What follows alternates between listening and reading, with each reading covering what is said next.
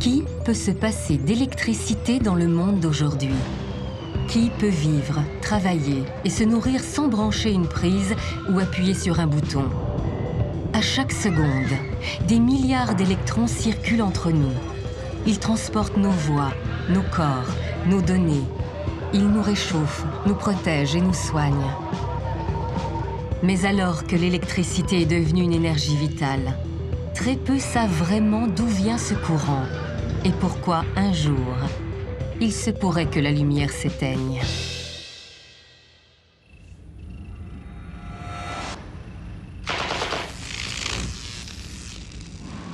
Si le miracle électrique se réalise chaque jour, c'est grâce à ce site stratégique situé en banlieue parisienne.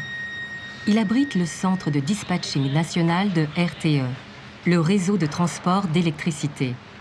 Toutes les centrales électriques de France sont reliées à ce site qui gère l'équilibre du réseau français.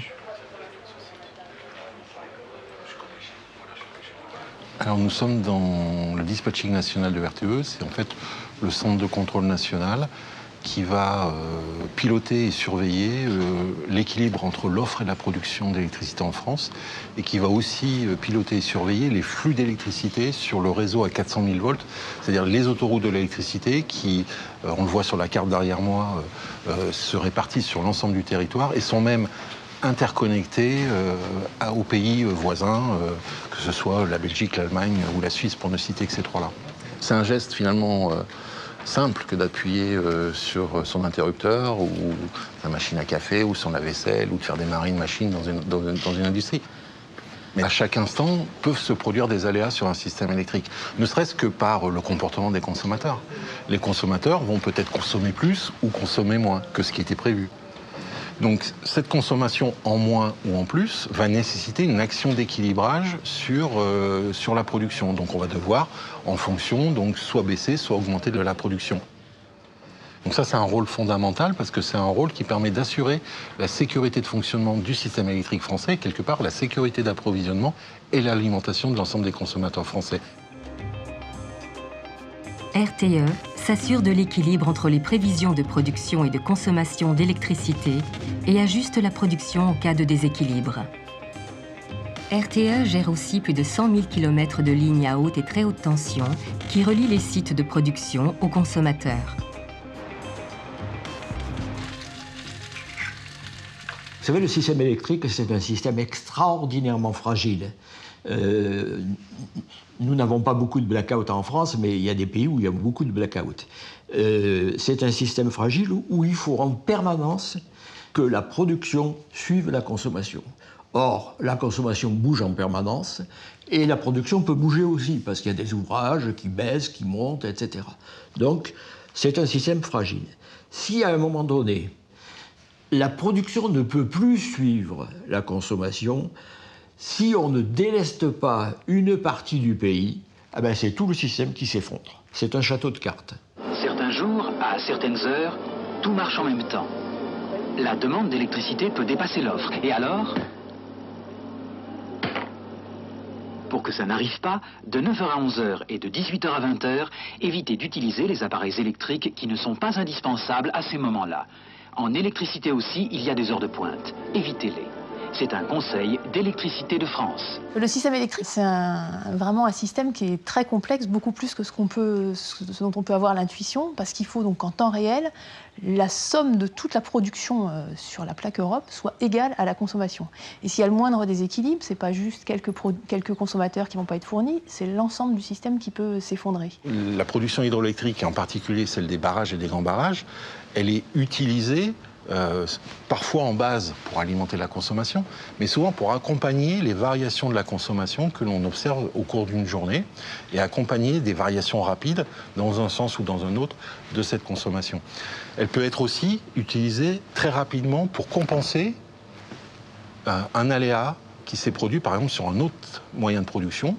Un moyen de production comme une centrale nucléaire ou comme une centrale thermique venait être indisponible, eh bien, comme on va devoir compenser, peut-être que le barrage électrique qui est disponible et qui est à l'arrêt, c'est lui qui sera appelé parce qu'en quelques minutes, il va venir résoudre ce déséquilibre.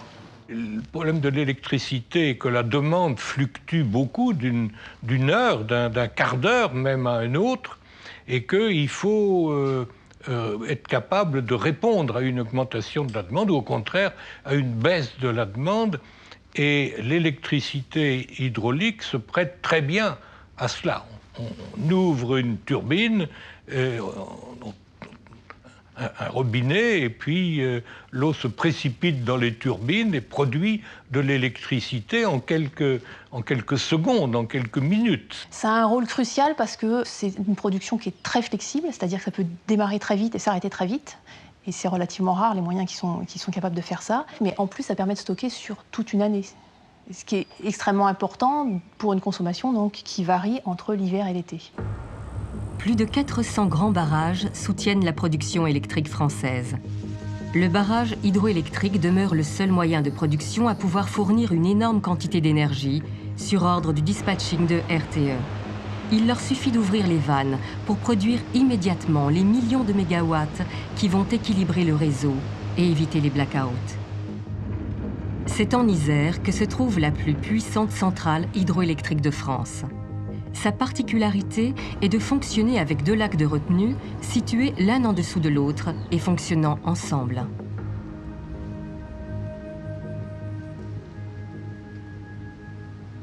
C'est une très puissante centrale hydroélectrique puisque sa puissance c'est 1800 MW, l'équivalent de 2 réacteurs nucléaires.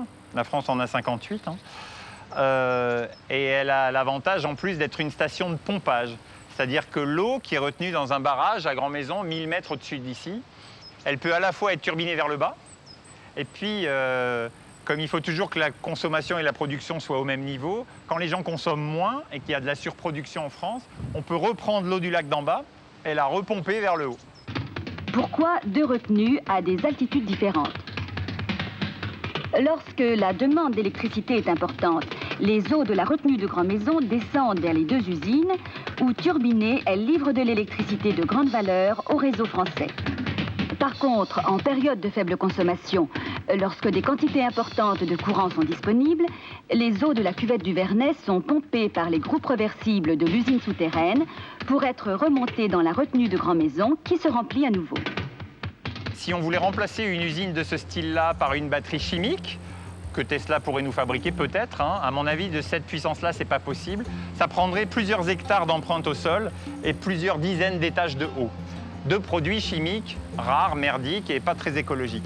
Donc aujourd'hui, le bilan qu'il faut faire du stockage de l'électricité dans le monde, c'est que 99% de l'électricité est stockée sous forme d'eau dans des grands barrages comme celui-ci. On ne peut pas stocker de l'électricité en très grande quantité. On ne sait pas faire. On trouvera peut-être. Il y a des chercheurs qui consacrent beaucoup de temps et d'argent à chercher, mais pour le moment, et depuis un siècle ou deux, qui cherchent, ils n'ont pas trouvé encore. Le seul mode de stockage que l'on a trouvé, une échelle importante, c'est justement les barrages. Donc, l'électricité des barrages a un rôle d'ajustement de l'offre à la demande, c'est-à-dire une contribution à l'ensemble du système électrique. On parlait tout à l'heure de l'équivalence avec 2 réacteurs nucléaires. 2 réacteurs nucléaires, ça démarre très lentement, pas avec des paliers comme les plongeurs, quoi. Ça démarre, t'appuies sur un bouton et ça démarre. Lorsque notre consommation électrique baisse, il est difficile d'arrêter un réacteur nucléaire d'une heure sur l'autre. Il faut pourtant maintenir l'équilibre sur le réseau entre consommation et production. Les stations de pompage, comme celle de Grand-Maison, vont donc utiliser ce surplus de courant pour remonter l'eau dans le premier lac. Elle sera alors disponible pour une prochaine pointe de consommation.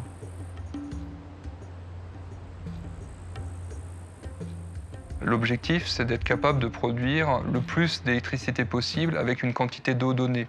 Et pour produire le plus d'électricité avec une quantité d'eau donnée, eh bien, il faut augmenter la hauteur de chute. C'est assez intéressant d'ailleurs d'un point de vue historique parce que toute la conquête en fait, de l'hydraulique, ça a été, dans les montagnes, ça a été de faire des chutes de plus en plus hautes. Plus la pression est élevée, plus on produit de courant, donc on a tout intérêt à essayer de faire les chutes les plus hautes possibles. C'est ce que les anciens ont toujours essayé de faire. Les montagnes de l'Isère attirent ainsi l'industrie de la chimie et du papier dès la fin du XIXe siècle. Les ingénieurs profitent des hauteurs de chute pour alimenter ces industries, gourmandes en électricité. Face au charbon, la houille blanche des Alpes devient une source d'énergie nouvelle et compétitive. Une fois la turbine installée au pied d'une chute, l'énergie est gratuite et renouvelable.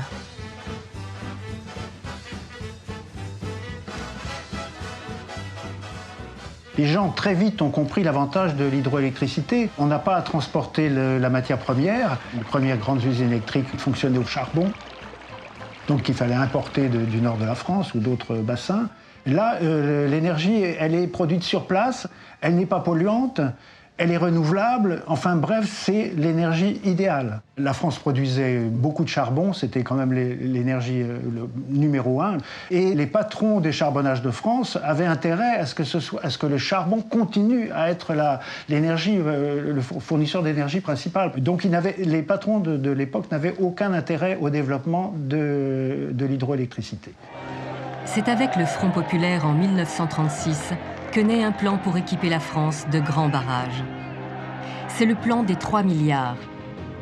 Mais ce n'est qu'après la Deuxième Guerre mondiale qu'il est vraiment mis en œuvre avec la création d'EDF. Mais coûte que coûte, le travail n'a pas eu de relâche. Un barrage, c'est un morceau de montagne qu'on prend ici pour le mettre là.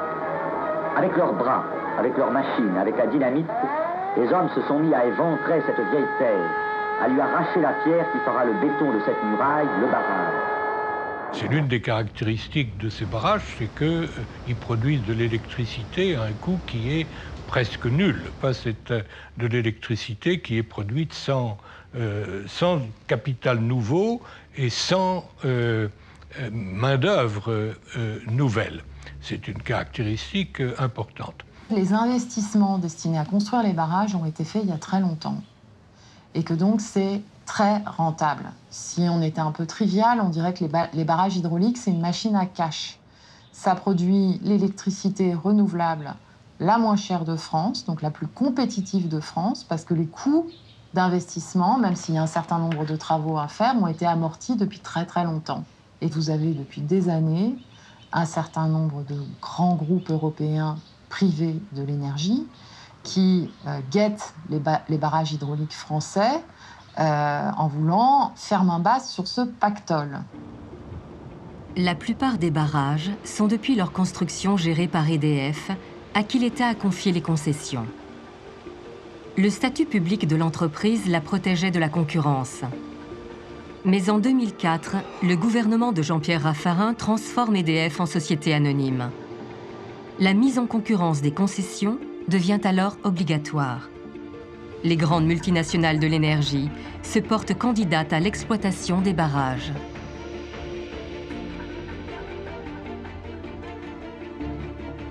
Devant la complexité du dossier, les gouvernements successifs laissent EDF aux commandes et se contentent de promesses à l'Union européenne. Mais les autorités de la concurrence de l'Union s'en mêlent. Et en 2015, elles somment la France d'ouvrir les concessions à des opérateurs privés. La Commission européenne a adressé une mise en demeure à la France, au titre donc du traité.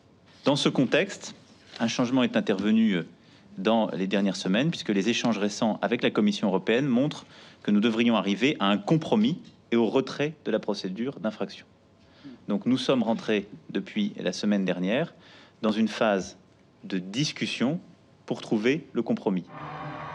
Élu président, Emmanuel Macron assure vouloir négocier avec Bruxelles, mais il propose en même temps la mise en concurrence des concessions de 150 barrages.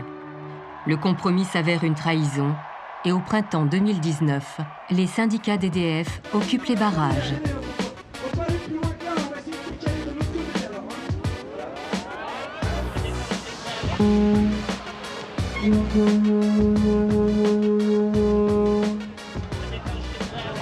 La seule chose que je retiens, c'est on respectera le droit européen. Voilà. À partir du moment où il a dit ça, on est dans le en même temps de Macron, c'est-à-dire c'est en même temps je te caresse de la main gauche, mais de la main droite je vais t'en foutre une.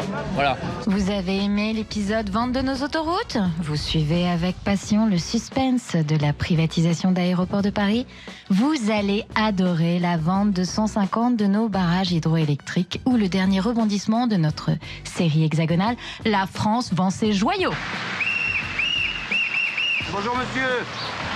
Voilà, contre la privatisation des barrages. On paye l'électricité de plus en plus cher, alors qu'on a tout payé avec nos impôts. Et au-delà de ça, il y a 1 milliard de mètres cubes d'eau. De l'eau de pluie, notre bien commun qui va être privatisé. Voilà. Qu'est-ce que le gouvernement met en œuvre contre nous, contre l'intérêt général? En fait, c'est tout simple. Il détourne l'attention. Pourquoi il détourne l'attention? Parce qu'aujourd'hui, quand nous, on arrive et qu'on crie non à la privatisation des barrages, le gouvernement dit hop, hop, hop, vous inquiétez pas, on ne privatise pas les barrages. C'est vrai. Moi, ça, je dis, ils ont raison, on ne privatise pas les barrages. On privatise les concessions, on privatise l'exploitation. Et c'est bien pire. Regardons ce qui se passe sur les sociétés d'autoroutes, regardons en général ce qui se passe sur la privatisation des concessions en général. On cède quelque chose pour peanuts à un opérateur ou pour pas grand-chose.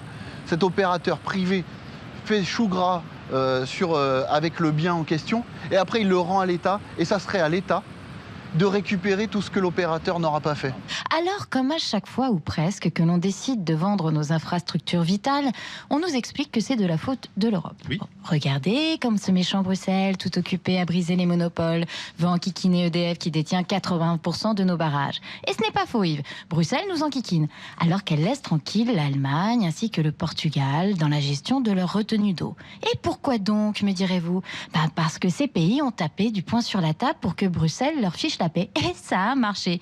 Et nous, comme on n'a rien demandé, on n'a rien obtenu non plus, ou plutôt si, le droit de privatiser FISA nos infrastructures.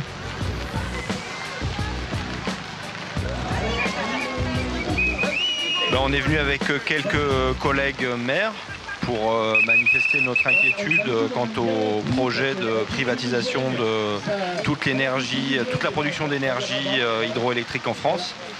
Et ça nous inquiète dans nos communes parce qu'on a énormément d'arboriculteurs et d'agriculteurs qui dépendent directement de cet approvisionnement en eau. Il y a aussi un problème de sécurité parce qu'on est en aval du barrage. Moi je vois un danger énorme de voir la population se faire déposséder de tout ce que les générations avant ont réussi à construire. Et ça me plaît pas du tout. Voilà. Et je pense que je suis pas le seul. Et on est là, hein.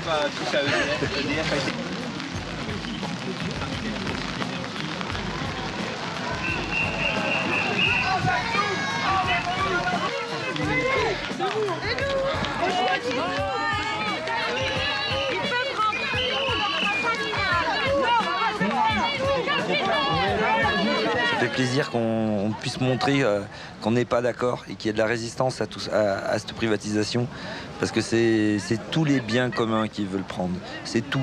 Ils veulent tout prendre. Ils s'arrêteront là où on les arrêtera.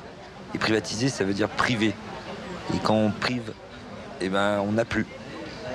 Il y a dans la majorité libérale conservatrice qui dirige l'Europe depuis des années, il y a une volonté de tout privatiser. À l'initiative du député communiste Hubert Wulfranc, 107 députés, des insoumis jusqu'aux marcheurs, soutiennent la résolution qui s'oppose à la mise en concurrence des barrages. Forcer la position dominante d'EDF. Fermez les guillemets. Conformément aux orientations idéologiques libérales du chef de l'État, le gouvernement a fait lui-même de la privatisation de la gestion des barrages hydroélectriques l'une de ses priorités et ouvert une négociation à ce sujet avec Bruxelles portant sur l'ouverture complète à la concurrence des concessions qui viennent progressivement à échéance. Ces négociations, discrètes, font craindre le pire. Vous savez, les sujets qui font consensus absolu à l'Assemblée nationale Il n'y en a pas des milliers. Nous avons un stockage d'électricité. Le seul stockage d'électricité que nous avons, ce sont nos retenues d'eau. Et alors que nous avons ce système-là en France, nous sommes prêts effectivement à le confier à d'autres. C'est assez incompréhensible. C'est un choix stratégique et nous sommes plusieurs à avoir sollicité, interrogé le gouvernement sans réellement obtenir de réponse. Et je ne voudrais pas reprendre une phrase célèbre, mais quand c'est flou, c'est qu'il y a sans doute un loup. J'avais rencontré le ministre Hulot en décembre 2017 qui m'avait confirmé qu'aucune décision n'avait été prise à ce sujet. Pourtant, à la surprise générale, nous avons appris par la presse en février 2018 qu'une proposition d'ouverture à la concurrence de nos concessions hydroélectriques avait été adressée à la Commission européenne, et ce, pour une ouverture dès 2018. L'autre jour, on a auditionné le directeur général de la direction de la concurrence de la Commission européenne. Je vous conseille de vous amuser à voir la vidéo de cette audition. Il y avait du sport. Monsieur le directeur général, vous avez la parole. Merci beaucoup, Monsieur le Président. C'est à notre demande que cette audition a lieu et je vous remercie de votre ouverture d'esprit en acceptant qu'un technocrate dangereux de l'Europe vienne de vous parler. Nous estimons que la mise en concurrence des concessions hydroélectriques aura des nombreux effets bénéfiques. Tout d'abord, un appel d'offres est le meilleur moyen de favoriser les investissements dans les équipements et productions hydroélectriques en tirant parti de la compétitivité entre plusieurs candidats dotés de ressources et d'expertise différentes, de technologies différentes. C'est également le meilleur moyen, et c'est ça l'expérience que la Commission a en la matière, de valoriser la ressource hydraulique au bénéfice des finances publiques, nationales et locales. Croyez-moi, je ne sais pas si vous allez me croire, mais en tout cas, nous sommes concernés par le fait de bénéficier le consommateur final, pas d'autres considérations. Monsieur Madero, je vous remercie pour la qualité de votre français. Il y a une expression qui dit que quand on n'a qu'un marteau, on voit tous les problèmes sous la forme de clous. On vous parle service public, vous répondez concurrence. On vous parle sécurité, vous répondez concurrence. On vous parle environnement, vous répondez concurrence. On vous parle emploi, vous répondez concurrence. On a eu le nouveau pacte ferroviaire ce printemps qui était issu d'une directive européenne dans lequel on trouvait 85 fois le mot concurrence, 0 fois le mot réchauffement, 0 fois le mot climat, 0 fois le mot biodiversité. J'avais rencontré, moi, on a eu le projet de loi agriculture aussi, dans lequel, quand on réclamait des prix planchers pour les agriculteurs, on nous répondait « c'est pas possible, à cause de l'Europe qui veut de la concurrence ». On réclamait que les productions soient davantage locales. Et on nous disait non, c'est pas possible parce que ça atteint le principe de concurrence au niveau européen. En permanence, il nous est opposé la concurrence, la concurrence, la concurrence. Quand on vient répéter comme ça concurrence, concurrence, concurrence, j'avertis simplement qu'on construit un heurt avec les peuples qui, eux, sont habités par d'autres souhaits et d'autres valeurs.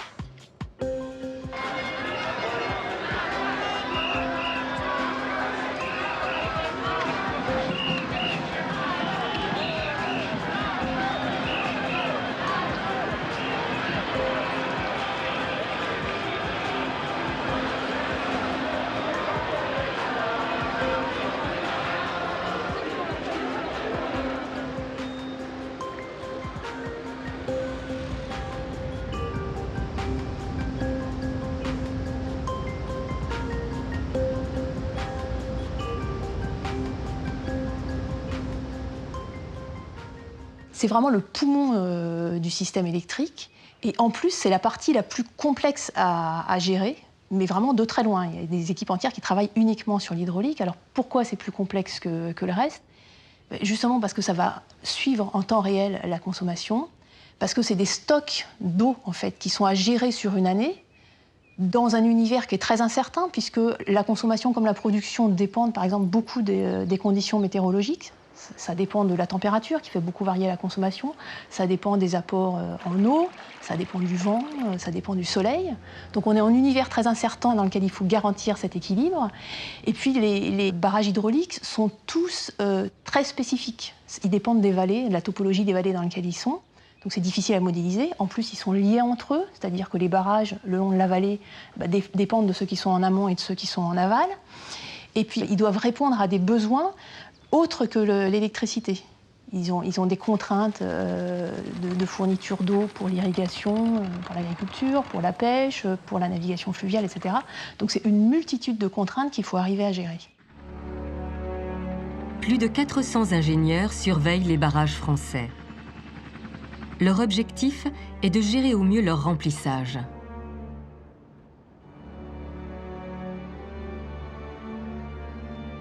À la fin de l'hiver, la majeure partie de leur réserve d'eau a été turbinée pour produire de l'électricité. La cote de leur lac de retenue est au plus bas. À chaque printemps, les ingénieurs doivent donc prévoir la quantité d'eau qu'ils pourront tirer des précipitations et de la fonte des neiges.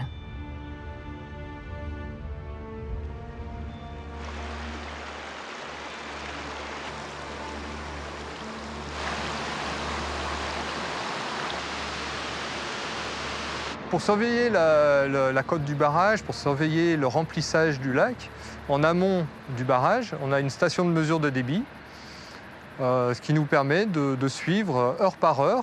Toutes les heures, les données sont envoyées à Grenoble et les exploitants du barrage, les optimiseurs qui sont à Lyon et qui gèrent la production hydraulique, peuvent suivre le remplissage du barrage grâce à ce qui se passe sur nos stations de mesure en amont du lac.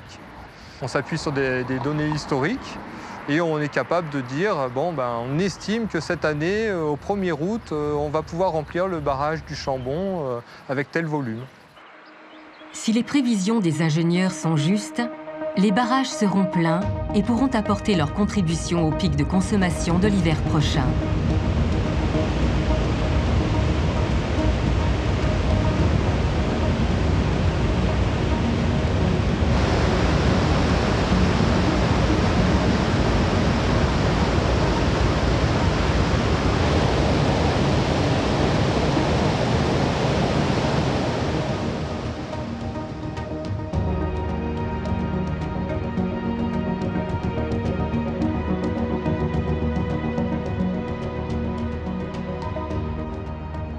Le problème de l'hydraulique, c'est qu'il ne sert pas 2 fois de suite. Une fois qu'on a vidé le barrage, il est vide jusqu'à l'année prochaine. En tout cas, jusqu'à la fonte des neiges, ça dépend quand. Donc c'est une gestion qui est très délicate et qui a évidemment un intérêt majeur à être gérée d'une façon globale, d'une façon optimisée entre tous les barrages. C'est une optimisation qui bénéficie aux consommateurs parce que c'est comme ça qu'on a les prix les plus bas. L'éclatement des opérateurs fait que, à ce moment-là, chaque opérateur va essayer de rentabiliser au mieux son ouvrage ou sa vallée. Mais pas forcément dans l'intérêt général, mais dans son intérêt à lui. Il a mis de l'argent dans une concession, il va essayer d'en tirer le maximum de profit. Et donc, comment ça va se passer au niveau de la gestion de l'eau sur cette vallée, parce qu'on a quand même affaire à un cours d'eau unique. Lui, il ne va pas être découpé. Lui, il circule de haut en bas. Comment est-ce que cette gestion-là va se passer avec un exploitant qui aura, lui, son approche, sa philosophie d'optimisation de ces quelques aménagements, puis ceux qui seront à l'amont et à l'aval. Il y aura forcément des difficultés.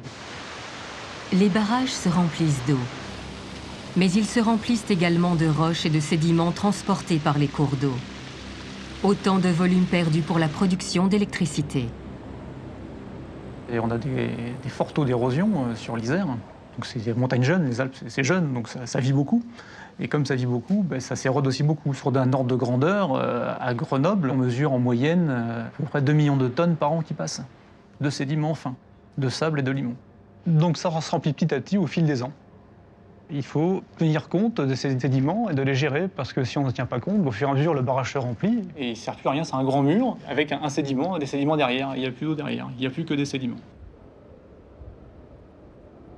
Comment évacuer ces encombrants sédiments qui étouffent peu à peu les barrages sans remplir ceux qui se trouvent en aval? Pour éviter ce problème, les ingénieurs doivent synchroniser cette opération entre tous les barrages de la vallée, et les sédiments peuvent ainsi finir leur course jusqu'à la mer.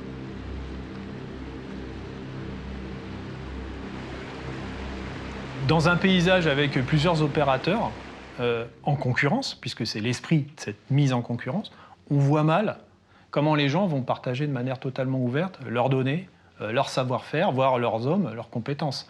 Au contraire, on va passer d'un système qui mutualise, qui partage, à un système qui se bagarre pour être meilleur que son concurrent. Donc là, il y a un vrai problème.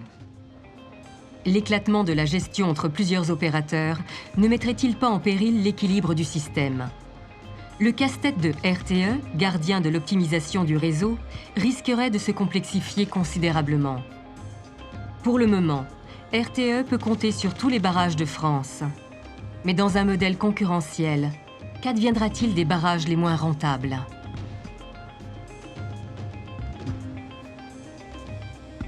L'ensemble des concessions hydrauliques représente un ensemble dont certains sont très efficaces et économiquement très rentables, et un très grand nombre de petits barrages des Pyrénées, etc., qui font partie de cet outil, sont des outils qui, économiquement, ne sont pas du tout rentables, mais sont très utiles dans le système.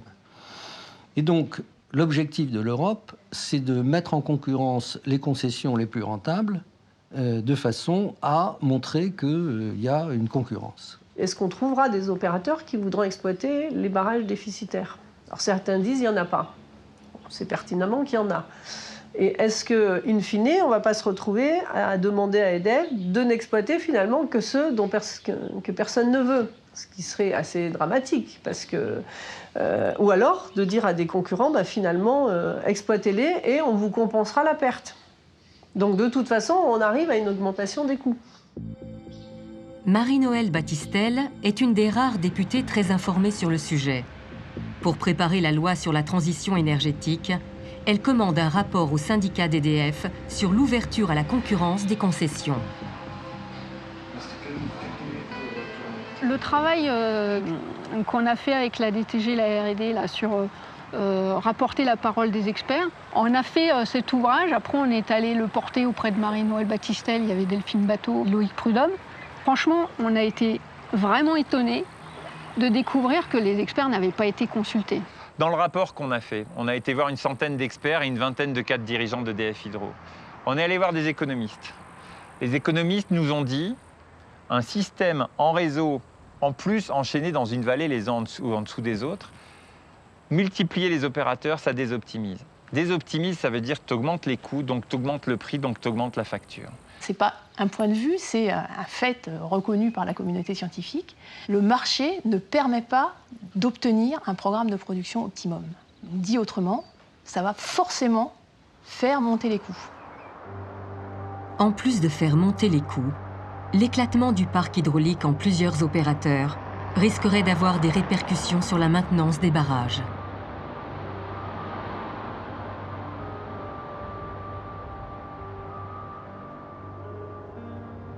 Il y a des métiers qui demandent du temps, pour capitaliser l'expérience. C'est-à-dire qu'un médecin, quand ça envoie plusieurs patients, il va vous voir, il va dire « Oula, ça me rappelle un cas et tout ». Il va beaucoup progresser, s'il s'investit bien sûr, sur les gens, et il va capitaliser, il va devenir, normalement, il va s'améliorer avec le temps. Nous, notre métier, c'est pareil. Moi, j'ai rencontré beaucoup d'ouvrages en France, énormément à l'étranger aussi, donc c'est bien toutes ces études de cas que j'ai eues qui me font aller plus vite, plus pertinent sur un diagnostic que je peux porter sur un ouvrage. On a un parc donc, qui est assez hétérogène et qui a été fait depuis environ un siècle, mais qui est toujours en exploitation. Et ça, c'est assez singulier peut-être dans notre domaine industriel. C'est-à-dire quand on nous demande de faire un diagnostic sur un aménagement, que ce soit des conduites forcées ou que ce soit des vannes, on a affaire à un parc qui n'est pas du tout homogène, c'est-à-dire qu'il n'y a pas un type de conduite, un type de vanne avec juste des dimensions qui changeraient.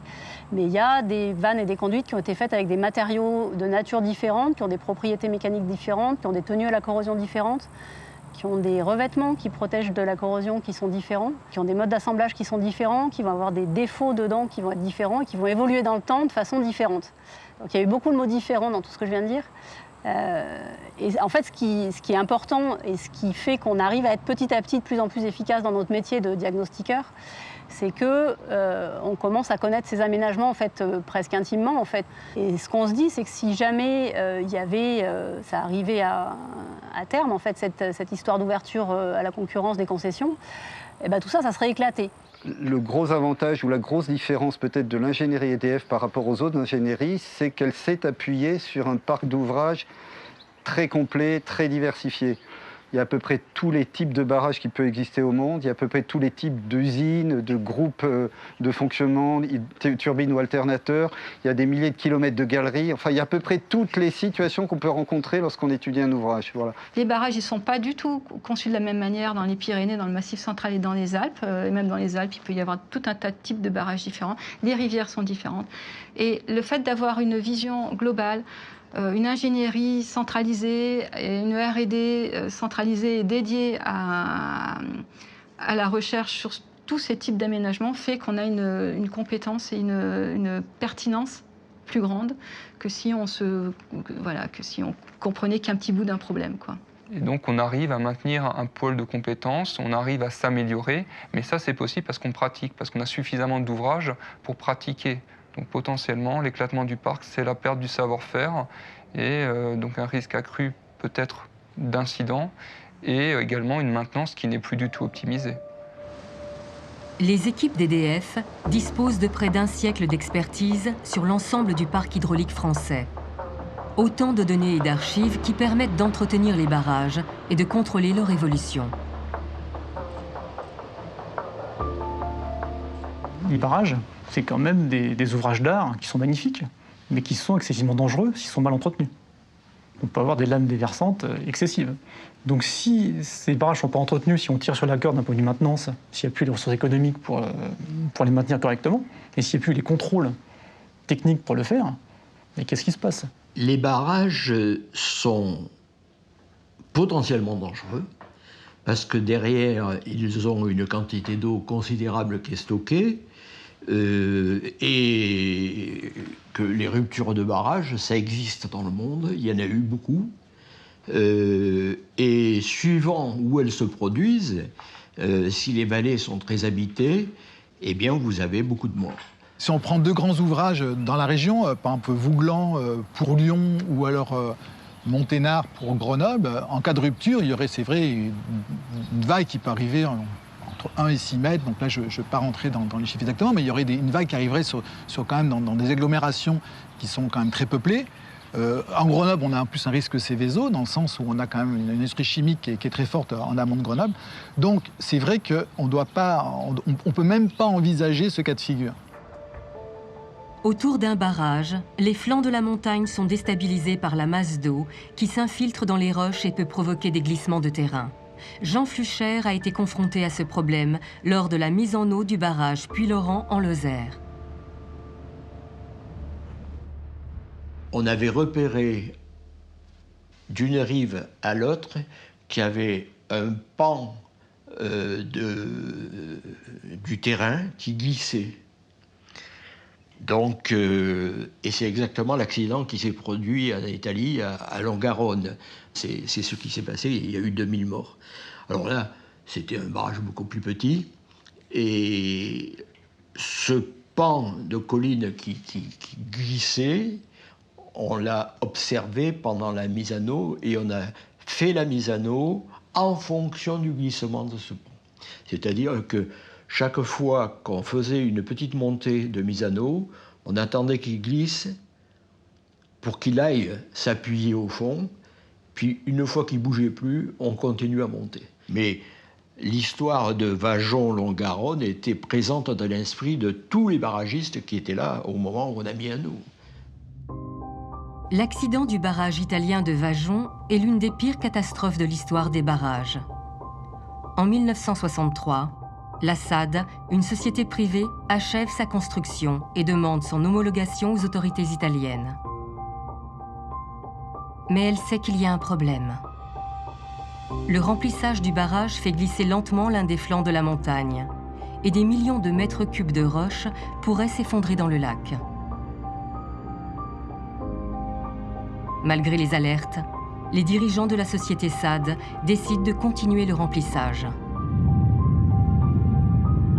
La nuit du 9 octobre 1963, un versant de la montagne s'écroule dans le lac du barrage. 260 millions de mètres cubes de terre et de roches expulsent l'eau du lac dans la vallée. Une vague de 60 mètres de haut envahit les villages et pulvérise tout sur son passage.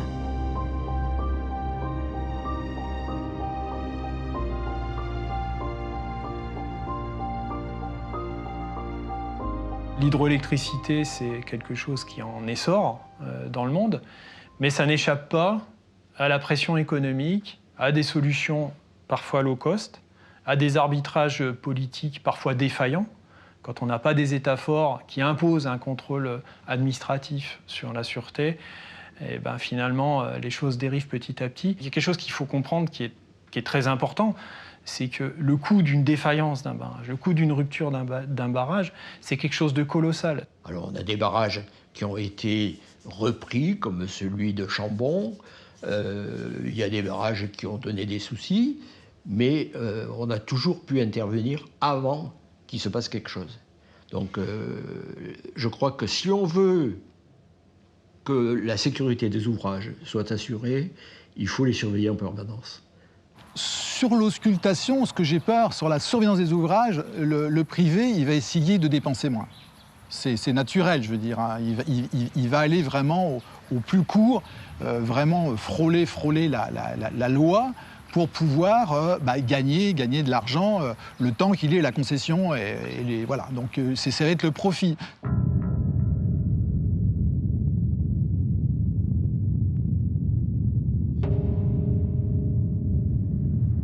Au Brésil, en janvier 2019, l'un des barrages de la compagnie minière Vale, en cours de démantèlement, cède en quelques secondes.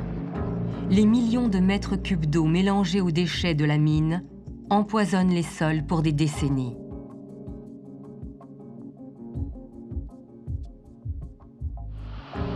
Aux États-Unis, sur le barrage d'Oroville, cette fois-ci, c'est un déversoir qui cède sous les fortes pluies de l'hiver 2017.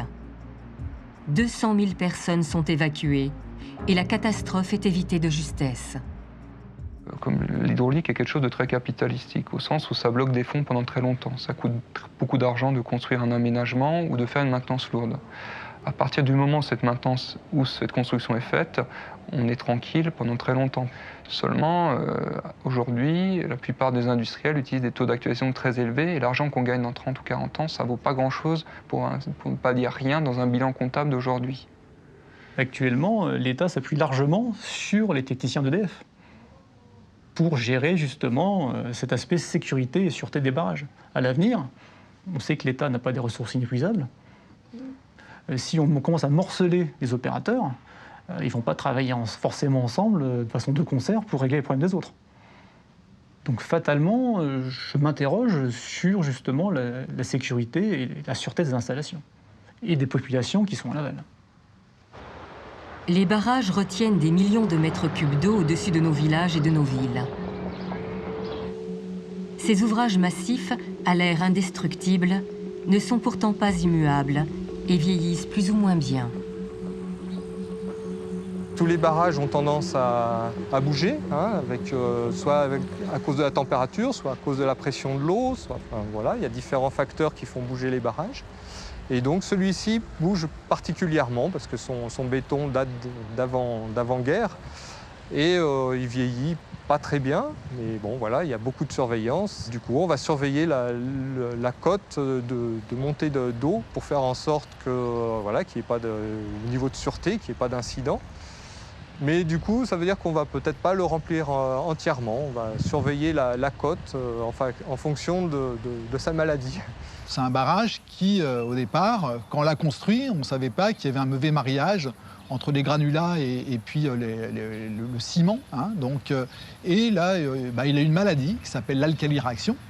C'est une maladie qui est assez répandue dans le monde. Les Canadiens sont touchés, les Africains, enfin dans le monde entier. C'est dans les années 50, 40. Donc on a découvert ça. Et on a trouvé des traitements pour pouvoir pallier donc, à cette maladie, on peut dire, génétique de cet ouvrage.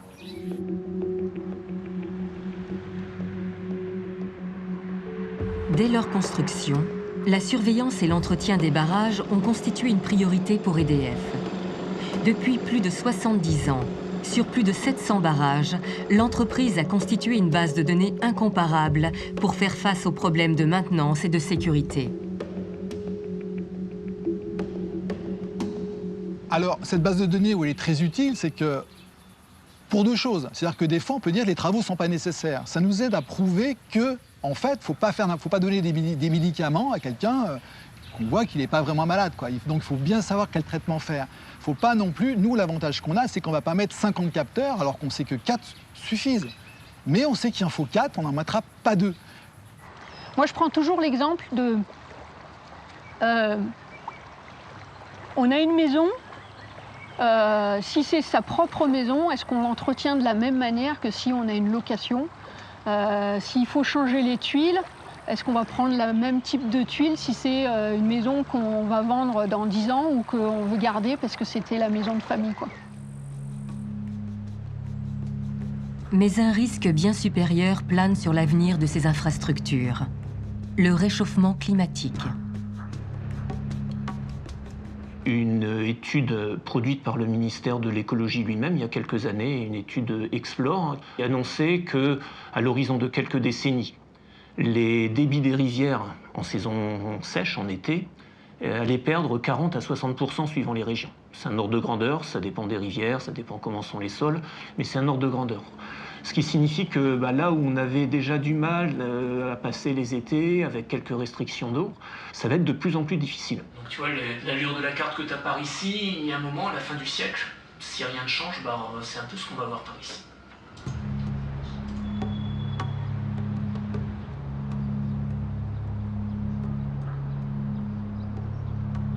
Ce qu'on peut dire sur la tragédie climatique, dans les endroits français où il y a les barrages, donc en gros toute la moitié sud-est en dessous d'une ligne Bordeaux-Strasbourg, c'est qu'on va prendre progressivement dans 20 ans, dans 30 ans, le climat de l'Espagne. Un climat beaucoup plus aride, beaucoup plus sec l'été, et on a déjà modélisé, c'est pas des extrémistes qui ont modélisé ça, c'est le ministère de l'écologie, dans une étude qui s'appelle Explore, et les débits d'été, ils vont être divisés par 2. 2 fois moins d'eau à se partager entre eux. On peut imaginer de plus en plus d'usages, puisque la température est augmentant, les gens auront peut-être besoin de plus d'eau pour se refroidir, pour arroser leur jardin, et je ne te parle pas des agriculteurs et des centrales nucléaires qui resteront.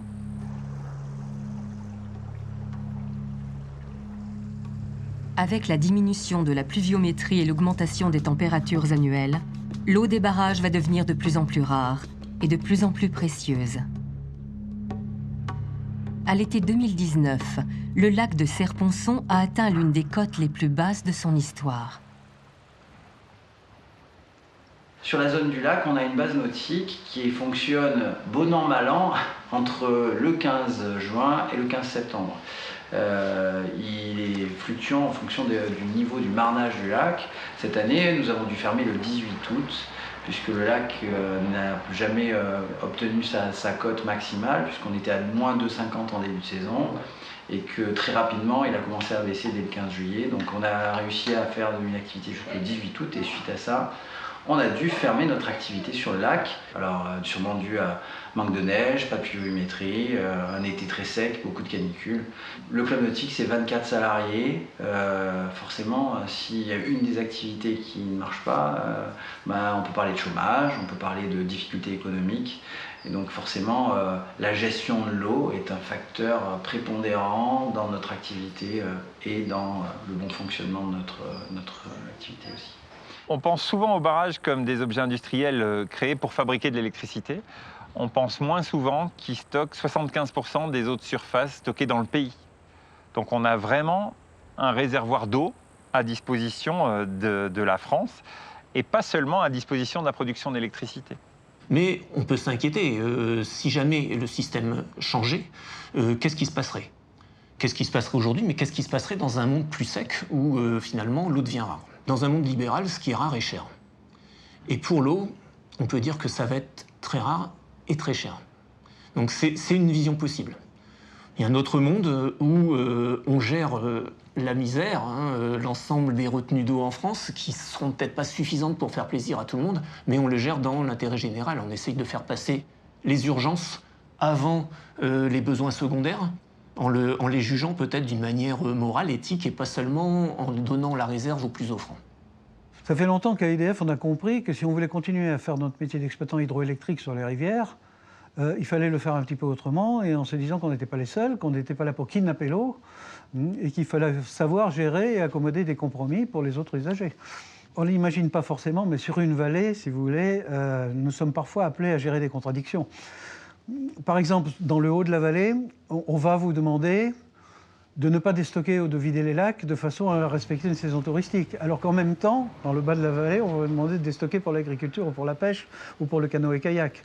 Donc il y a un grand écart là qui n'est pas extrêmement facile à gérer et qui le sera d'autant plus difficile qu'il y aura plusieurs opérateurs sur la même vallée. L'eau des barrages, elle sert au tourisme, à l'irrigation, à alimenter les villes, et ceci, pas forcément, et EDF le sait bien, pas forcément dans l'intérêt unique du concessionnaire. Quand vous aurez mis 10 concessionnaires privés sur les 10 barrages les plus rentables de France, eh bien, on verra comment ce service public sera géré.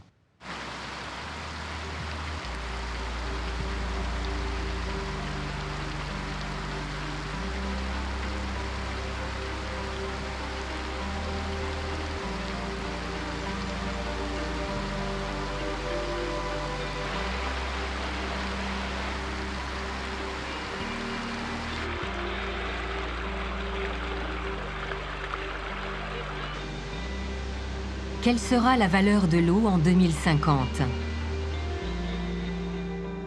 Qui peut en prévoir les usages? C'est nécessaire qu'il y ait cette relation entre le développement économique d'un territoire, son développement touristique, ce lien avec, avec l'élu local. Et ça, c'est un service public. Alors bien sûr, on nous dit, privé, il n'y a pas de souci, on fera pareil. Bien sûr, on fera pareil, sauf que pour garder un lac plein, ça veut dire qu'on produit un peu moins d'électricité, puisqu'on va faire passer un peu moins d'eau. Donc il y a un coût. Donc bien sûr qu'il y aura un coût qui sera défalqué sur les collectivités. Donc ces inquiétudes-là, elles sont très fortes. L'ouverture des concessions à la concurrence inquiète aussi les élus régionaux. Le 18 octobre 2019, les conseillers de la région Auvergne-Rhône-Alpes se prononcent sur la mise en concurrence des concessions. D'associer officiellement la région Aura, leader national de l'hydroélectricité. Je vous rappelle qu'on a pratiquement 50% de la ressource hydroélectrique qui est produite au sein d'Auvergne-Rhône-Alpes. C'est vraiment, on est la région majeure en matière d'hydroélectricité. De façon massive et transpartisane, les conseillers s'opposent au projet de mise en concurrence des barrages. Des sécheresses de plus en plus extrêmes vont mettre en danger les centrales nucléaires qui puisent dans les fleuves pour refroidir leurs condenseurs. Un problème qu'a déjà connu la centrale du Bugey en 2001, alors que le barrage de Génissia, géré par la Compagnie nationale du Rhône, fait baisser fortement le niveau du fleuve. Ce qui a obligé le directeur de la centrale à cette époque-là d'arrêter les tranches en question. Alors, ils l'ont inclus dans le cahier des charges de la concession, mais c'est à titre onéreux. C'est-à-dire que la CNR veut bien déstocker de l'eau s'il faut en déstocker, mais à ce moment-là, c'est EDF qui paye l'eau qui est déstockée par la CNR. L'État peut imposer un certain nombre d'exigences dans un cahier des charges, oui. Après, ce sont les opérateurs qui se débrouillent pour les faire vivre. Et là, les marges d'interprétation sont... Vous ne pouvez jamais écrire un texte 100% exhaustif sur quelque chose d'aussi complexe que la gestion de l'eau dans une vallée. Parce que les territoires et les sociétés évoluent, et les attentes des territoires évoluent, et le changement climatique fait que le système électrique va évoluer aussi, etc. Donc c'est pas possible du tout d'intégrer tout dans le cahier des charges. Il y aura forcément des adaptations à faire dans la vie de la concession. Et tout ce qui sera raté dans les contrats, comme quand tu fais construire une maison, si tu te gourres et que tu dis au maçon je veux un étage de plus, tu le payes cash, et là c'est pareil. Tout ce qui sera raté dans les contrats, des Total, des Vattenfall, des China Trois-Gorges, d'ailleurs des gens qui peuvent faire partie de puissances géopolitiques qui ne sont pas forcément potes avec la France pendant 20 ou 30 ans, on va leur donner les robinets de la France. Céder les concessions à des opérateurs privés représente un risque à la fois pour l'approvisionnement électrique de la France et même pour sa souveraineté énergétique. Il y a un peu plus de 400 barrages qui sont gérés par EDF. Ça rapporte entre 1,5 milliard et 2 milliards d'euros à l'État. C'est vraiment pas le moment de céder ce qu'on pourrait appeler une rente hydraulique à des opérateurs privés français ou encore moins étrangers. Le privé qui espère récupérer les barrages nous dit « mais vous inquiétez pas, il y aura des cahiers des charges, on fera respecter ça, il n'y aura pas de problème, ce sera comme maintenant ». Eh bien non, ce ne sera pas comme maintenant parce qu'on sait très bien que les arbitrages seront favorables au privé et que ces cahiers des charges seront plus ou moins respectés. C'est comme ça que ça fonctionne aujourd'hui. Pourquoi la Commission européenne tient-elle absolument à l'ouverture à la concurrence des concessions qui relèvent de services publics comme celui de l'électricité? Alors, la libéralisation du secteur de l'électricité, elle s'inscrit dans un mouvement très vaste de réformes dans les années 90, qui est initié par la Commission européenne. Et l'idée, c'est de dire qu'il faut ouvrir à la concurrence tout ce qu'on appelle les industries de réseau, c'est-à-dire l'aérien, les télécoms, les réseaux ferrés et l'énergie, électricité et gaz. Pour bien comprendre le mécanisme, il faut d'abord visualiser l'ensemble de la chaîne qui se compose comme suit. La production, générée au niveau national ou importée depuis les pays voisins. Le transport, qui permet d'acheminer l'électricité et le gaz jusqu'au réseau de distribution. Et les fournisseurs d'énergie, dont le rôle est d'assurer la partie commerciale et de facturation des consommateurs. Avant la libéralisation, l'ensemble de cette chaîne comportait un caractère monopolistique puisque géré par une seule et même entité. Et donc l'idée, c'est de dire qu'un monopole public est inefficace et qu'il faut ouvrir à la concurrence pour que ça puisse bénéficier aux consommateurs en entraînant notamment une baisse des prix. Dans l'Union européenne, suite à la libéralisation du marché, tout producteur ou fournisseur d'électricité peut accéder au réseau de transport et de distribution pour alimenter ses clients, ce qui favorise la concurrence. Vous pouvez influencer le prix de l'électricité et le montant de votre facture en faisant jouer la concurrence entre les fournisseurs. Alors n'hésitez pas à comparer les offres. The only way to get lower prices is to encourage competition. But encourage competition can be done only by customer. When customer is able and has a possibility to switch suppliers. Because only in this way suppliers have incentives to provide the best service, but also to come with a price. Le modèle intégré d'EDF, à la fois producteur et fournisseur d'électricité, est devenu un millefeuille d'intermédiaires qui rend l'équilibre du réseau de plus en plus difficile à gérer.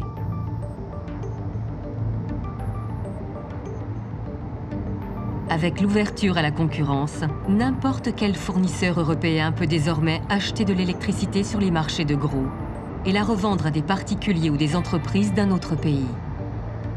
Notre courant passe maintenant par la bourse. Le modèle que souhaite mettre en place la Commission européenne, c'est un marché de l'électricité ultra concurrentiel où les fournisseurs se concurrenceraient en prix en proposant plein de services aux consommateurs qui pourraient changer de fournisseur assez régulièrement. Et l'indicateur principal sur lequel s'appuie la Commission européenne pour dire « super, les marchés sont libéralisés et ça marche très bien », c'est ce qu'on appelle l'indicateur du taux de changement. Mais ce n'est pas parce qu'un consommateur change de fournisseur qu'il va forcément vers un fournisseur moins cher. Vous avez des offres qui sont souvent très peu lisibles et donc parfois les consommateurs changent de fournisseur pour un fournisseur qui n'est pas forcément moins cher. C'est ça l'aberration du système. On dit qu'on veut mettre en concurrence le système électrique, mais il faut voir ce que ça veut dire dans la réalité. Bon, déjà, c'est une évidence qu'on ne va pas mettre en concurrence les réseaux. Les réseaux de transport ou de distribution, donc les lignes à haute tension, à moyenne tension ou à basse tension, on ne va pas les dupliquer, donc ça, c'est un monopole.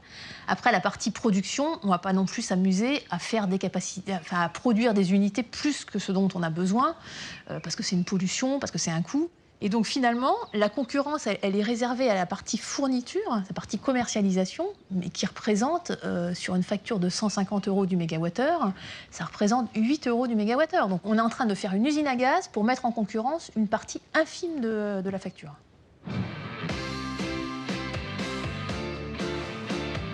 EDF Suez est maintenant Engie, car le monde... Comment se retrouver dans la jungle des fournisseurs qu'a engendré la concurrence? Il est devenu impossible de savoir qui fait quoi et à quel prix. J'aime bien offrir à ses clients En fait, les marchés d'électricité sont ultra compliqués et c'est très difficile à maîtriser, même pour les gens qui travaillent dedans. Il y a les marchés à terme, les marchés spot, les marchés de capacité. Maintenant, à chaque fois, on rajoute des couches, les marchés de services système. Et cette ultra complexité fait penser aux produits dérivés dans le domaine financier qui ont conduit à la crise de 2008 et dont l'une des raisons de cette crise était que personne ne maîtrisait plus cette complexité. Et je pense que sur l'électricité, on est un peu sur la même chose, c'est-à-dire que c'est tellement compliqué que personne ne maîtrise vraiment ce qui se passe. Ah mais enfin, ça devient tout à fait incompréhensible. Voilà, vous avez quelques spécialistes qui maîtrisent les marchés de l'énergie, voilà, et qui savent à peu près comment ça se passe, et encore qui des fois se trompent. Mais c'est quelque chose qui échappe complètement au commun des mortels, qui échappe aussi à nos décideurs politiques. Voilà, exactement comme le marché des subprimes avec le crédit immobilier échappait complètement aux gens qui étaient censés le réguler. Les marchés de gros de l'électricité sont des marchés horaires. Qu'est-ce que ça veut dire? Ça veut dire que le prix de l'électricité sur les marchés de gros, ou ce qu'on appelle les bourses de l'électricité, change toutes les heures. Il n'y a pas une seule autre commodité au monde dont le prix de gros change toutes les heures, voire sur certains marchés toutes les 30 minutes. Donc on est face à une volatilité ou une variabilité qui est extrême, et ça c'est très difficile à gérer pour des fournisseurs qui souhaiteraient gérer ce risque de changement de prix horaire avec des produits financiers. Alors que de l'autre côté, ils doivent proposer à leurs consommateurs, clients finaux, vous et moi, des prix fixes sur 3 mois, 6 mois ou 1 an. Donc ils doivent s'approvisionner sur des marchés de gros dont les prix changent toutes les heures et proposer des contrats de fourniture avec des prix fixes sur 6 mois ou 1 an.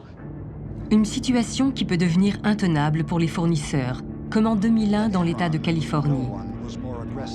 Enron, une multinationale spécialisée dans le trading de l'énergie, s'amuse à faire grimper les prix en mettant plusieurs sites de production à l'arrêt. Pendant les pics de consommation, le mégawatt-heure atteint ainsi jusqu'à 200 fois son prix habituel.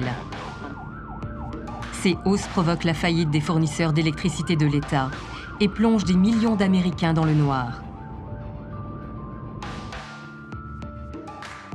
L'entreprise modèle du business de l'énergie devient un cauchemar pour des millions d'Américains. Au terme d'une interminable enquête, les dirigeants sont condamnés pour manipulation des cours. Mais l'affaire Enron a coûté très cher à l'État de Californie et à ses contribuables. Donc on crée des monstres boursiers, et puis voilà, le jour où on a un crack, on nous explique que c'est un accident, comme voilà, le scandale Enron en 2001, où tout s'est effondré aux États-Unis à cause de la spéculation boursière. On nous explique que c'est un accident, et puis on recommence. La seule manière de maîtriser ce risque, un peu mieux, c'est de produire soi-même l'électricité qu'on vend. C'est ce qu'on appelle le modèle d'intégration verticale en production. Autrement dit, si le fournisseur est aussi producteur d'électricité, il maîtrise ses coûts de production. C'est le modèle d'une chaîne intégrée avec un seul opérateur que la France avait mis en place avec EDF. Un modèle à l'abri des cours de la bourse. Et les marchés de gros de l'électricité marchent comme des bourses. Si vous n'avez pas assez d'électricité par rapport à ce que vos consommateurs ont consommé, il faut acheter en temps réel en bourse. Et si vous avez davantage d'électricité que ce que vos consommateurs ont consommé, il faut revendre sous forme de produits financiers votre électricité en bourse. L'électricité en bourse, c'est quelque chose de terrible parce que le système électrique tient grâce au dernier kilowattheure produit. C'est-à-dire que si on ne produit pas assez pour répondre à la demande, le système peut s'effondrer. Ça veut dire qu'à certains moments, au niveau des pics de production, évidemment, ces derniers kilowattheures valent extrêmement cher en bourse. On pourrait imaginer des entreprises privées, des barrages, et qui, lorsque l'ensemble du système électrique aurait besoin de cette électricité-là, préfèrent attendre parce que demain, il y en aura encore plus besoin et le prix auquel ils pourront le vendre sera plus élevé. En hiver, pendant les pics de consommation et les vagues de froid, les prix du mégawattheure peuvent être multipliés par 100 d'un jour à l'autre. Les derniers électrons qui peuvent sauver le réseau du blackout valent de l'or.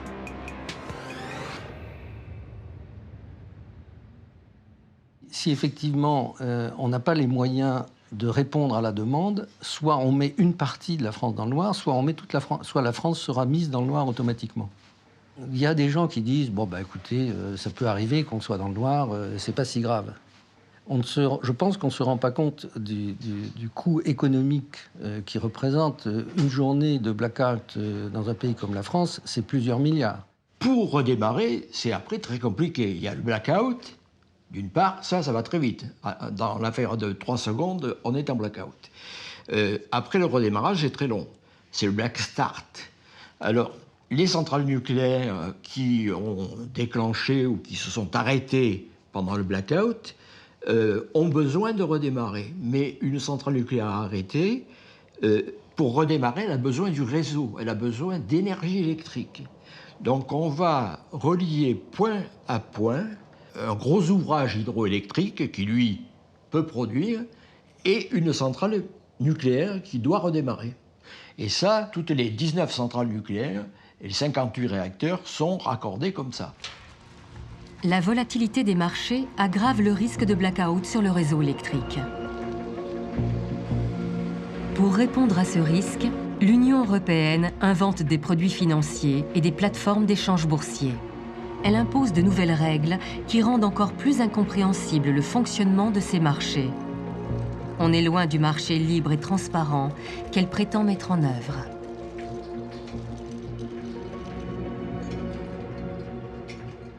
Pendant toute la période de la nationalisation jusqu'à la fin des années 90, quand la production d'électricité était un service public, le prix de l'électricité a baissé en France.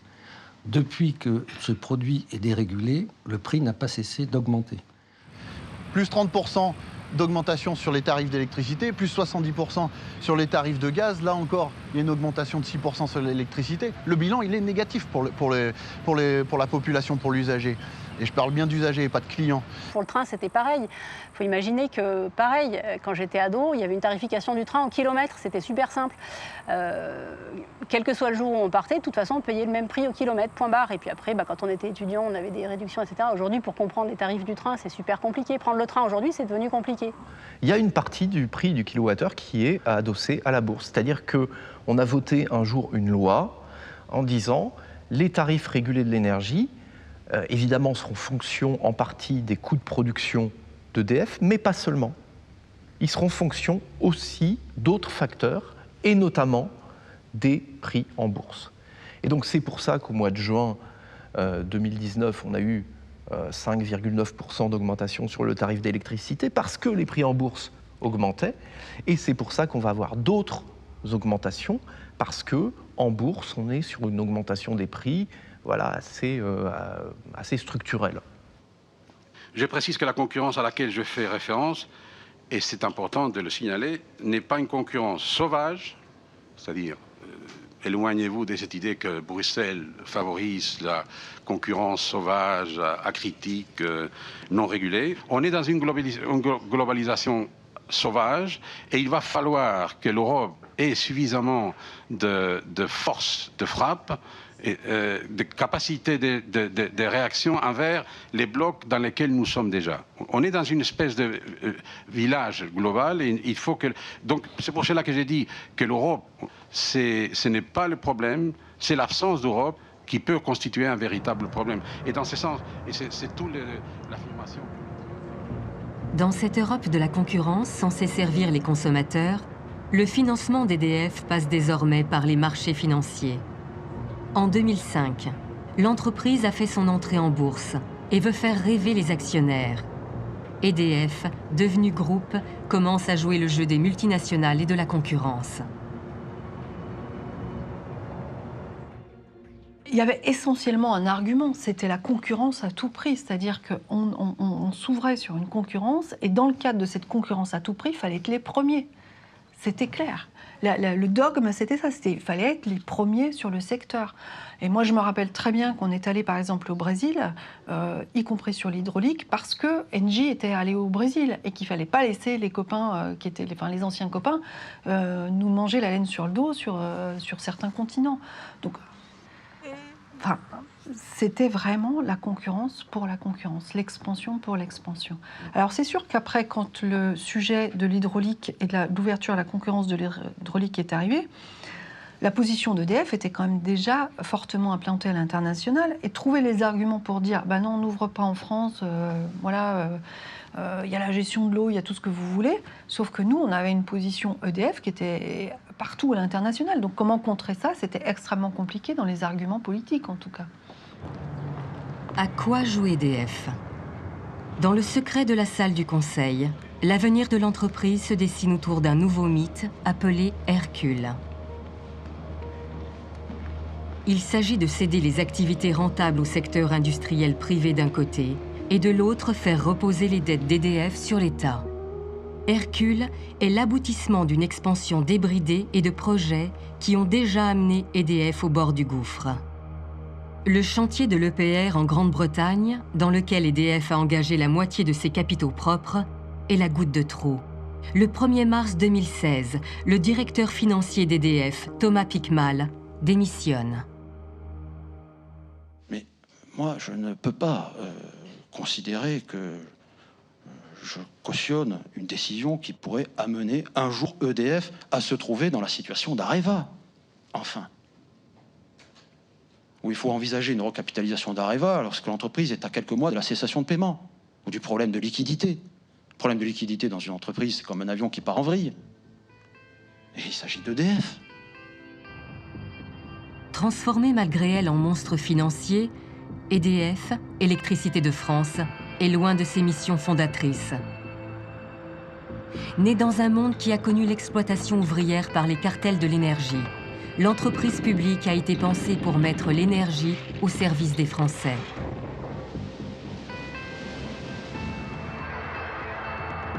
C'est juste après la libération que ce projet se concrétise. Le Conseil national de la résistance a préparé un plan pour nationaliser le secteur de l'énergie et reconstruire la France. C'est un résistant, Marcel Paul, rescapé de Buchenwald, qui est nommé ministre de la production industrielle. Marcel Paul va mettre en œuvre le programme du Conseil national de la résistance et poser les fondations d'EDF. Et ce programme a tout un volet économique, pas seulement, hein, il parle de la presse, il parle de tas de choses avec une grande ambition. Et sur le terrain économique, il dit plus jamais ça. Les intérêts particuliers doivent être subordonnés à l'intérêt général. Et c'est quelque chose de très important parce que cette idée-là, elle va orienter la politique économique française pendant quelques années. Dès son arrivée, Marcel Paul s'attelle à la tâche. Et après d'interminables négociations, il crée EDF le 8 avril 1946. Et donc on a créé le service public pour pouvoir distribuer l'énergie partout sur le territoire, pour la distribuer au même prix, c'est-à-dire qu'on soit au fin fond des Deux-Sèvres ou qu'on soit dans le 16e arrondissement de Paris, on paye le kilowattheure le même prix. Ça, c'est un choix politique. Dès les débats parlementaires, quand on a débattu sur la loi qui allait créer EDF, on avait déjà évidemment une droite des conservateurs qui essayait d'empêcher cette nationalisation ou qui essayait de la faire à minima. Alors les patrons du thermique sont fondamentalement hostiles à la nationalisation. Les patrons de l'hydroélectricité, par contre, sont davantage favorables à la nationalisation. Et d'ailleurs, c'est un des patrons de l'hydroélectricité que Marcel Paul va mettre à la tête d'EDF, Pierre Simon. Pierre Simon, ingénieur et résistant lui aussi, devient le premier président d'EDF. Avec Marcel Paul, il rédige les nouveaux statuts du personnel, le fameux statut des agents d'EDF. Toutes les compagnies d'électricité et de gaz avaient un statut du personnel qui avait été négocié avec les syndicats, mais c'était complètement disparate. Dans les sociétés où les travailleurs s'étaient battus, ils avaient un très bon statut, puis dans les petites sociétés où il n'y avait pas de syndicats, c'était affreux, ils avaient rien du tout, ils n'avaient ni congé, ni rien du tout. Et donc, l'idée de Marcel Paul, c'était de faire d'EDF une sorte d'exemple, non pas pour que les salariés se sentent des privilégiés, mais plutôt pour que les autres salariés des autres entreprises, finalement, réclament le même statut. Chers collègues, je vous demande de ne jamais oublier que vous avez en charge un instrument fondamental de la vie du pays. Que votre dignité, comme l'intérêt national, vous font un devoir impérieux de continuer à défendre sans jamais défaillir. Le service public propriété de la nation contre les représentants du grand capital industriel et bancaire, dont le seul objectif est d'asservir encore plus le pays à leurs insatiables besoins de domination et de profit. De continuer, avec le même courage, à défendre votre légitime statut national, vos retraites, vos œuvres sociales. Anciens et nouveaux, actifs et inactifs, ces lignes s'adressent à chacune et à chacun de vous, avec une profonde conviction qu'ensemble, nous avons bien mérité et méritons toujours de cette patrie dont nous voudrions voir filles, fils et parents heureux.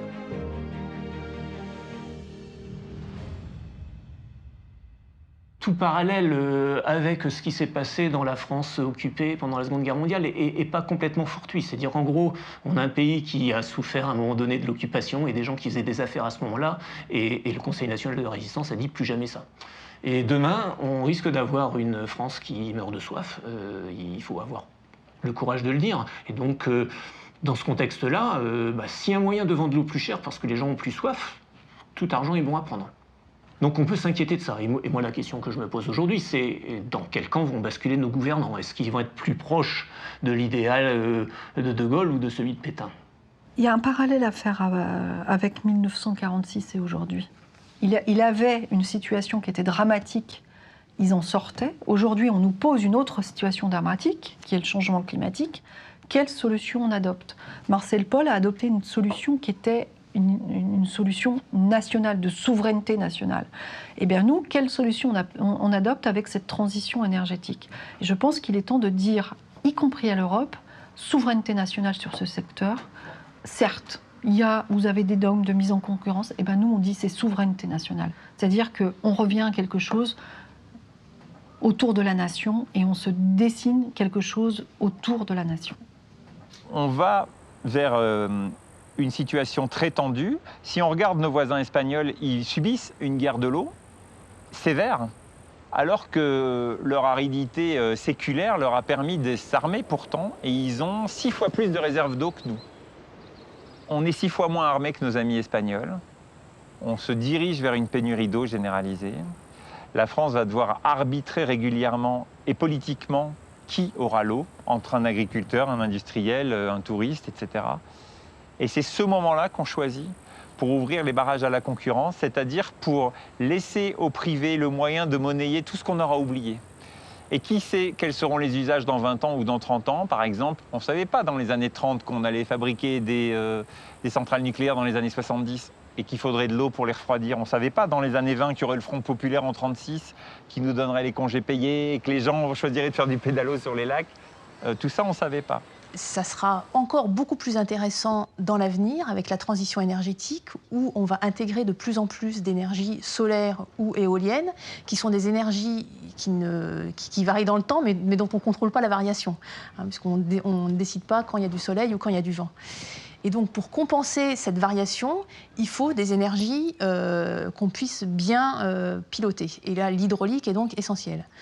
Donc la valeur de l'hydraulique sera vraiment décisive demain. C'est une des conditions de réussite de la transition énergétique. Et donc laisser cette ressource qui est essentielle à ce qu'on veut, à cette transition énergétique, aux mains d'acteurs privés avec tous les risques que ça entraîne, ça paraît délirant.